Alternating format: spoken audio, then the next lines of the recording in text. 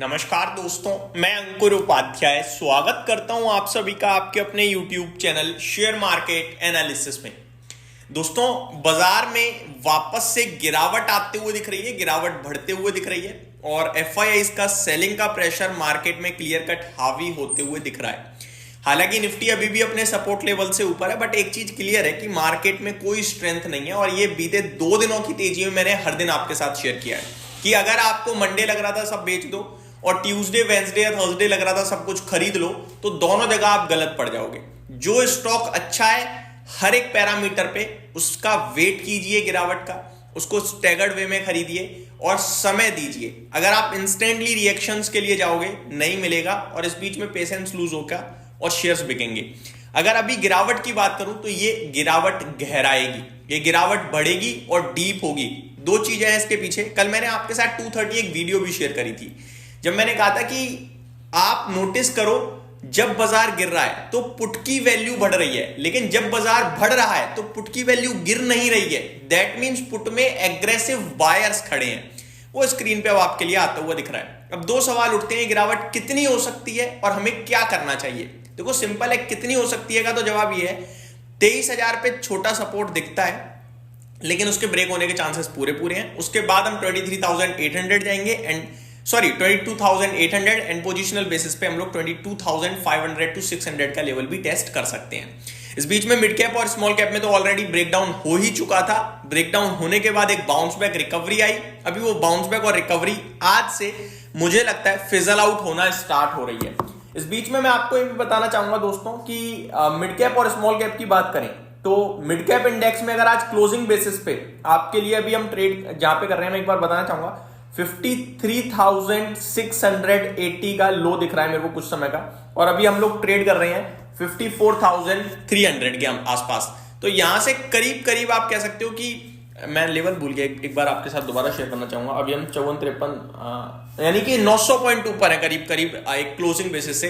तो उम्मीद करता हूं कि हम इसके ऊपर ही बंद हों। किसके ऊपर? 53,680 यानी 53,700 के ऊपर अगर बंद होते हैं तो ठीक ठाक है। लेकिन पोजीशनल बेसिस पे मिड कैप यहां से करीब 5 से 7% मेरे को नीचे जाता हुआ दिखता है और पॉसिबिलिटीज हैं कि ये 50,000 का लेवल भी टेस्ट करेगा, जो कि अभी 54,000 पे है।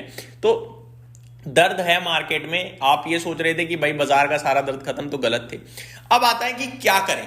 क्या करने में सिंपल है। अगर आप ट्रेडर हो, अगर आप बीटीएसटी कर रहे हो, आप 2 महीने 3 महीने के लिए हो, तो मैं आपसे पहले भी कह चुका हूं, एक बार फिर कह रहा हूं कि आप उछाल में फंड कैश जनरेट करने की कोशिश कीजिए उछाल में।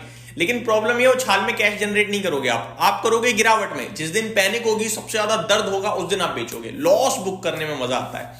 लॉस आपको तेजी के बाजार में भी है, लेकिन कम से कम कुछ रिलीफ तो मिल रहा है, अच्छे लेवल्स तो मिल रहे हैं। अगर आप लॉन्ग टर्म इन्वेस्टर हो तो कोई बात नहीं, फिर ये सारी चीजें चलती रहेंगी। लॉन्ग टर्म के लिए आप एक्यूमुलेशन करते रहिए, अगर फंड है तो। नहीं है तो आप अपने काम पे ध्यान दीजिए। जब सैलरी मिलेगी तब हल्का फुल्का मार्केट में डालिएगा एज अ डिसिप्लिन, और स्टॉक्स को एवरेज और बॉटम फिशिंग करने की कोशिश कीजिएगा।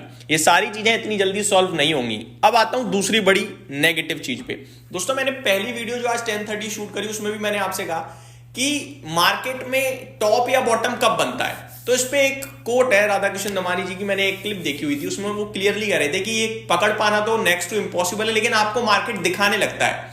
वो क्या करता है कि जब हाइज पे होता है तो अच्छी खबर पे भी अच्छा रिएक्शन नहीं देता, ऊपर जाने में असफल हो जाता है। ये टॉप के संकेत होते हैं। और जब बॉटम की बात करें तो चौतरफा खराब खबरें होती हैं, खराब सब कुछ होता है, लेकिन वो गिरता नहीं है खराब चीजों पे। तो ये बॉटमिंग के संकेत होते हैं। अब मैं करंट सिचुएशन की बात करूं तो इन्फोसिस के नंबर्स में मेरे को एक नेगेटिविटी नहीं दिख रही है। इनफैक्ट आईटी क्षेत्र क्या करता है कि गाइडेंस पे बहुत रिएक्ट करता है। गाइडेंस बढ़ा दिया भाई साहब, उसके बावजूद इन्फोसिस 5% नीचे है। तो ये तो लग रहा है कि आईटी में कहीं ना कहीं टॉप के संकेत आ रहे हैं। एचसीएल टेक भी टूटा काफी हैवीली, जिसमें इतने खराब नंबर्स नहीं थे। ओएफएसएस के तो नंबर्स ही खराब थे। तो ये आईटी का दिख रहा है। अब आता हूं मैं मार्केट को लेकर। रिलायंस के नंबर्स को कोई खराब नहीं कह सकता। चला भी शेयर 2%, लेकिन ऊपर टिक नहीं रही तेजी, वापस से गिरता जा रहा है। तो ये भी आपको एक और ऐसे ट्रिगर संकेत मिल रहे हैं जो कह रहे हैं कि ऊपर में मार्केट सफल हो ही नहीं पा रहा है टिकने में। दूसरी बात, अभी 2-3 दिन जो तेजी आई है, जब बायर सामने आए मार्केट में तो एफआईआई की सेलिंग डबल ट्रिपल हो गई। यानी कि वो तो सिर्फ ये चाहते हैं कि मार्केट में कोई बायर मिले और मैं सौदा फेंक दूं। मैं आपको 2-3 दिन का डेटा बताना चाहूंगा दोस्तों, FIIs का डेली बेसिस पे कैश मार्केट का। ये 2-3 दिन लास्ट 14, 15, 16 में तेजी रही है, ठीक है जी। 14 तारीख मंगलवार था, करीब करीब 7,000 DI का निकाल रखा है मैंने कैश मार्केट में, जी हाँ। 14 तारीख को 8,132 करोड़ की सेलिंग करी, 15 तारीख को 4,533 करोड़ की सेलिंग करी, और 16 तारीख यानी कल 4,341 करोड़ की सेलिंग करी। तो ये फिगर आपको अपने आप में दिखा रहा है कि वो नहीं मान रहे हैं, वो बस ढूंढ रहे हैं कि कोई बायर मिले और मैं सौदा बेचूं। अब इतनी सारी चीजें सुनने के बाद आप नेगेटिव हो गए होंगे कि अब तो बेच ही दो भाई, सब खत्म हो जाएगा। तो मैं फिर कहूंगा, आपका विजन अपने आप को समझो, मार्केट को छोड़ दो, गिरेगा बढ़ेगा, अपने आप को समझो। पैसे की जरूरत अगर है, कल है, परसों है, या आने वाले 1 आध महीने में है, तो आप कैश जनरेट करने की कोशिश कीजिए। लेकिन अगर फंड्स की रिक्वायरमेंट नहीं है, लॉन्ग टर्म का विजन है, कोई दिक्कत नहीं है, गिरेगा गिरने दो, वापस से बढ़ जाएगा, और ये चीजें चलती रहेंगी। कोई टॉप पे नहीं बेच पाया, कोई बॉटम पे नहीं खरीद पाया आज तक, और आगे भी नहीं हो पाएगा ये। तो ये मेरी तरफ से आपके लिए छोटी अपडेट थी। बाकी मार्केट वीक होता हुआ दिख रहा है, और पॉसिबिलिटीज हैं कि अब ये जो वीकनेस आ रही है, इसमें रिकवरी के चांसेस मुझे कम दिखते हैं, क्योंकि ओवरसोल्ड मार्केट रिकवर हो चुका है, एक्सपायरी खत्म हो चुकी है, फ्रेश एक्सपायरी में हम एंटर कर रहे हैं, वीकली एक्सपायरी जो निफ्टी की होती है, और स्ट्रेंथ नहीं वीकनेस आ रही है, और ये गहरा सकती है। Thank you so much for watching this video, have a great day guys.